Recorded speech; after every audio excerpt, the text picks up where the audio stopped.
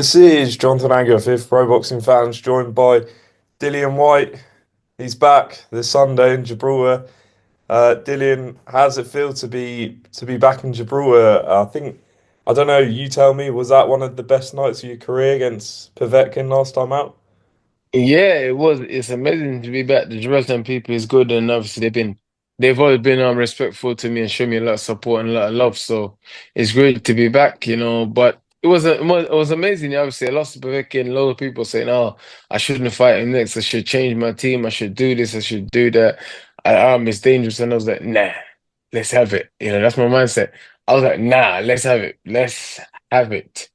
And we came here in COVID, they allow us to have a few fans and stuff, so it was great. It was probably more surreal because of obviously COVID and no boxing fans. And we came here, we had the fans coming for good defeat and obviously stopping Oleksandr Usyk. And my aim was to stop him faster than he stopped me, and we got it done. And the connections has been good here ever since, And this fight was a quick turnaround, and it made sense. I'm just 4 hours down the road.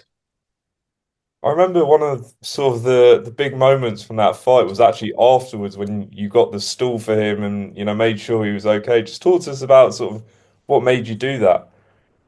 He's a great champion. We shared the ring before. We shared the ring twice, and he's a great champion. We reckon he's calm, he's tranquil. He doesn't really say nothing bad about no one. He shows up, he does his thing, he fights, and he runs off into the night, and that's it. He shows up and get the job done. Win, lose, or draw. He doesn't talk smack. He's cool, he's very respectful, and it was a pleasure for me to share the ring with someone like that. 100 plus amateur fight, Olympic gold medalist, world champion.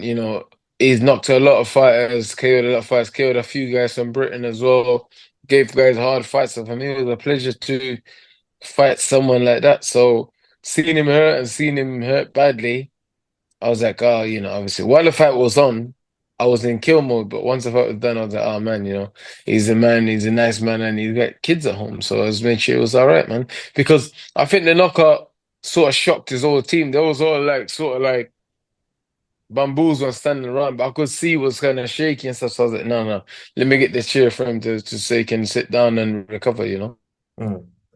Obviously, after the Hammer win, sort of you were frustrated with his lack of ambition. I guess you wanted to really, put in a performance, and he didn't really want it after 3 rounds. Are you expecting a bit more ambition from Tete? Yeah, Tetteh's lost once and he went away and got two wins after, obviously. So that says a lot to me. He's got ambition and he's not just someone, because a lot of these guys, they lose a high level and you can say they lose one, then they lose two, three, four fights back to back because they're like, okay, I went in there, lost, okay, I just get paid and fight the next guy. I get paid and fight the next guy, I get paid and fight the next guy, and get paid. And after they end up becoming gatekeepers and journeymen. But Tete obviously has got ambition. And he believe he got something to give. He's got decent punch power. He's a big dude as well. So yeah, he believed that he's got a lot to give. So yeah, I'm Mm. expecting a lot more. But let's see, let's see. I hit hard and stuff, so let's see what happens, man. Let's see. Mm. Obviously, hopefully you get the win on Sunday and sets up a big 2025 with sort of the Riyadh season shows. Do you think next year has the potential to be one of the biggest years of your career? You've had obviously big years, big fights, but with Riyadh season, I guess you can fight so many guys, and we don't have all like the promoted things blocking things from happening. Yeah, God willing, man. I just try to take it day by day, step by step. First of all, I'm privileged to be back. And I'm privileged to be fighting, what I mean, I'm fighting a decent level opponent as well. So we take it step by step. I would love to get in those shows, but I understand that it's a process, and sometimes you got to work your way back in, and you got to work your way to a seat at the table, obviously, what I mean. So I just want to fight. I want to be busy, I just want to fight. I would love to have three minimum, four fight maximum next year. So I just want to focus on and be busy. The big fights come, they come, but I want the big fights. Mm. How do you feel, the public reacted? I remember your return in Ireland, a lot of people were sort of, asking where can we see the fight, excited to see you back. hmm hmm What's been the hmm reaction for this fight from the British public? It's been good, you know. And first, I would like to thank Shy, the CEO of the Zone. You know, we had a conversation with Speak, and I told him my vision about coming back and stuff. And obviously, I explained to him, I just want a fighting chance. I don't want this to be given to me, that to be given to me. I don't want the fighting chance. And obviously, I told him what my vision is. I'd love to fight for the title again and possibly become world champion. And the story stuck with him. He liked the story of me coming back after all of this stuff and coming back and being a world champion. I mean, that's what the zone's all about: stories and building characters and stars and stuff like that. And gave me an opportunity. So I'd love to thank him for that. And obviously, the fight will be televised and stuff, and loads of people is going to tune in. Hopefully, all my fans and supporters are in the UK and around the world. So thankfully for the zone for making it happen. But Dylan, you're always the guy who said you want to fight everyone in your era. Be known as the guy that's fought everyone. If you to map this out, who are the guys that you still need to face in your mind before you hang up the gloves? Andy Ruiz, Joel Miller, and Deontay Wilder, and I fought everyone. Mm, But I'd also like to fight AJ again, Tyson Fury again. I'd love to fight Daniel Dubois, and I'd love to fight Parker again. And who else is there that's worth me fighting? Usyk. Yes. Mm, Or could I forget Usyk? And then that's it. I'd love to fight these guys, you know. Obviously, Usyk's the man at the minute, you know what I mean? He's the man at the minute, you know. So I'd love to fight him as well. You know, yeah. I'd love to fight him as well. What? I'd enjoy fighting him. And I think our castle got a lot of problems with it because obviously I just be aggressive and relentless, you know.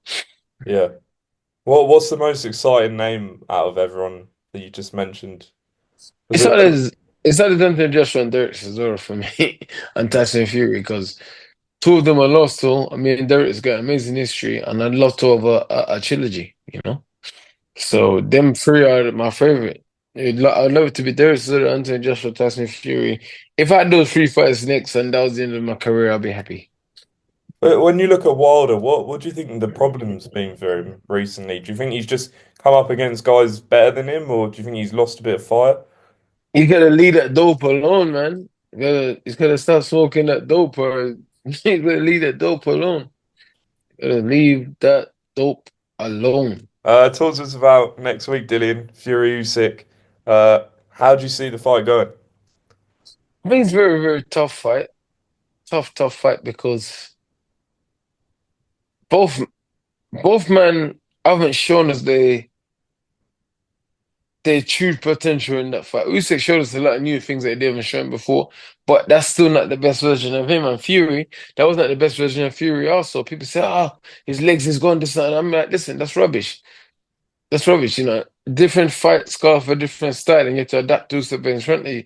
He can't be moving around and jumping around and hopping and because no, Usyk's got faster feet than him. He cuts better angles than him. So why would he do that? You know what I mean? But one thing for me, Usyk showed a lot of aggression. He put Fury in the back foot, put him in the red zone very, very quickly from like the first, second round. You know, and then when Fury would hurt him, he didn't back up and run around. He got hurt, made a small adjustment, reset, and kept it going. And kept it going. And then he got hurt once, and then he hurt Fury right away after. So it showed us some very concerning things for the rematch. Obviously, Fury wasn't his best, and I believe he's big enough and experienced enough and young enough to make the adjustments to cause the upset. You know, and obviously they knew the uppercut worked last time, so they're gonna be looking for that again. You know, if he throw the uppercut and put a hook and a right hand behind it, you know, right uppercut, left hook, right hand behind it, you might have you know you can get him out of there. Mm. Billy Joyce. But Sorry, go on. sorry, he just gotta be brave enough and concentrate enough to let his hands go while he's under fire. Yeah, Billy Joe Saunders said that if Fury doesn't mess around and he's focused, he could actually make an easy fight. Do you agree, or? This is not an easy fight. This is not an easy fight for any of them. They can focus as much as they want. They can do whatever they want. They can glue their eyes wide open. It's not an easy fight. Mm, But I get why Billy Joe said it because the Tyson Fury man, and obviously they got similar style and that kind of moving awkwardly, you know what I mean? But I don't think so. I don't think so because Usyk's a great fighter. He's good technically, and he's shown that the size doesn't matter, and he's shown that he's got stronger at the weight, and he's shown that he's very aggressive. But I think if, to some extent, Billy Johnson is right. If Fury does concentrate, and he does, I think he should fight him on the front foot or fight him the way he fought Deontay Wilder and Steve Cunningham. That's so. I think that's the kind of fight he needs to do. He can't be fiddling about on the outside and trying to outbox Usyk. 'Cause Usyk's got a higher punch rate than him and better foot placement than him. So yeah, I think he just should just say, you know what? He should do what he says. He says the Gypsy King and the Gypsy Warrior should go out and beat it. Go out and beat it and fight like that. That's what he should do. Go out, beat the Gypsy and fight like that. He's a fighting man and he should fight. We want to see that fighting man and that fighting kick that he goes on about. We want to see that next week. Yeah, and on Joshua, I remember speaking to you briefly after the Dubois fight, and you thought he was a bit sort of spaced out from the ring walk. Do you think he can come back from defeat? And surely a fight Listen, with you is also a massive fight next year. I'm not AJ's biggest fan, as you know, but a lot of people is writing him off. I think he's not finished. I think he's still got a lot left in him. I think he's still a great fighter. So he's one of the best fighters of our era, and I think he still is. And I think he can rise to the top again. Someone the profile that he have and the status he have is one fight away from challenging for a world title again because he's that much of a big draw. Look, he's beating Dubois. No one can do it, Dubois. Like if Dubois announced a fight today and AJ announced a fight tomorrow, AJ's fight will always get more traction than Dubois. That's just how it is. But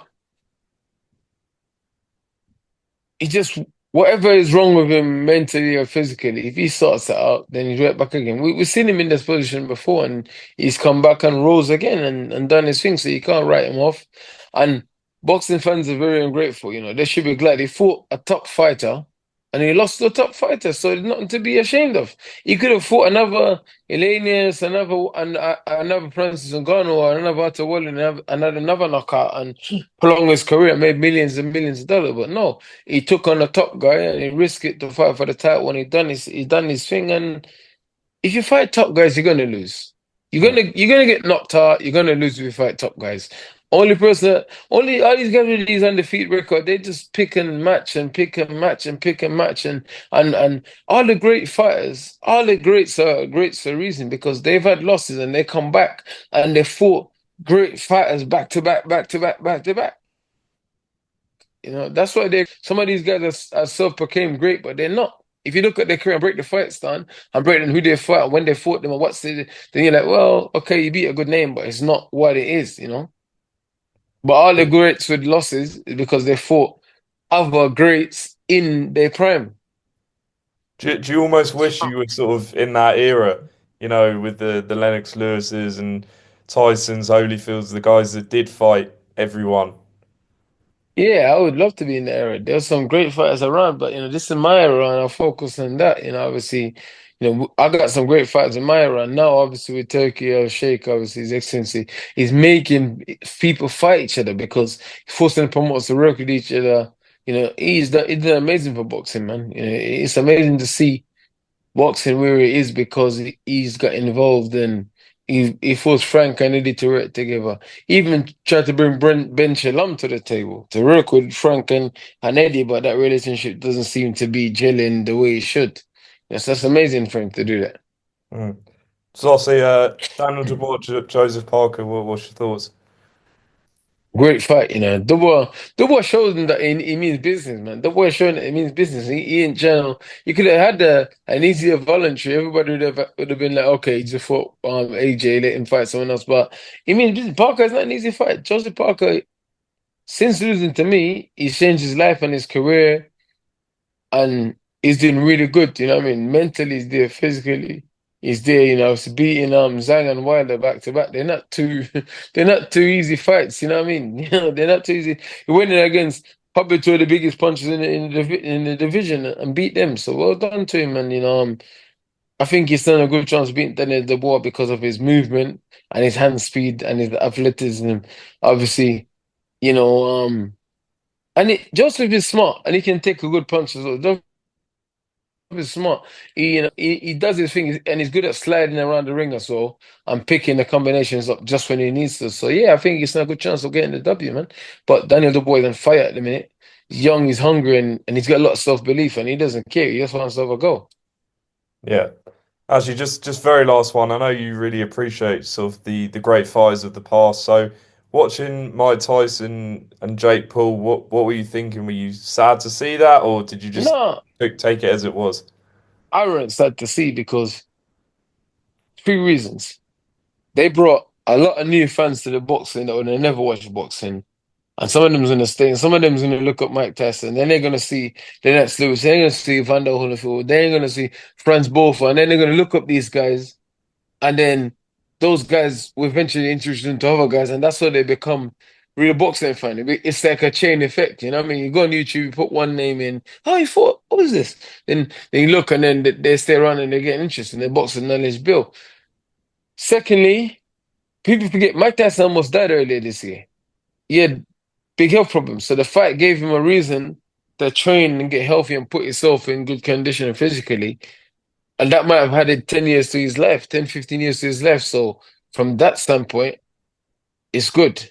From going from nearly dying to the 8th round with someone that's how many years younger than you. You know what I mean? After all those hard fights and all those problems, And then thirdly, he's made a hell of a lot of money. He's got paid more money for that fight than what he done in some of his professional fights. That was a way harder than that fight. So well done to him, man.